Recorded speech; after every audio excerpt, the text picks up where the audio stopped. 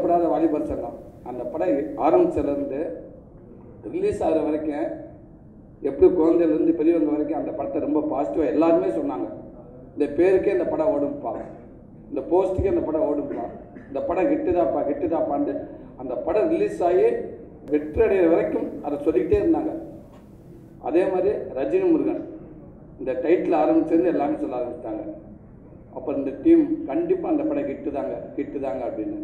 அந்த படத்தோட ஃபஸ்ட்டு ஒரு போஸ்ட் இப்போ வெளில வந்துச்சு சமீபத்தில். அதை பார்த்துட்டு அவ்வளோ பேர் போகணும், இல்லைங்க இந்த படம் 100% கிட்டுங்க. இந்த சாங் ஒன்று இப்போ வெளியிட்டோம், என்னம்மா இப்படி பண்ணுறீங்களாமான்னு. அதை பார்க்காதவங்க யாரும் இருக்க மாட்டான்னு நினைக்கிறேன். எங்கள் ஊருக்குள்ளே டிவி பார்க்குறது பெரிய விஷயம்.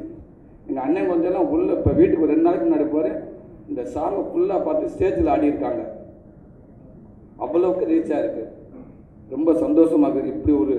மீண்டும் இப்படி ஒரு வெற்றி படத்தில் எனக்கு ஒரு வாய்ப்பு கிடச்சிருக்கு அப்படின்னு நினைக்கிறப்ப ரொம்ப சந்தோஷமாக இருக்குது.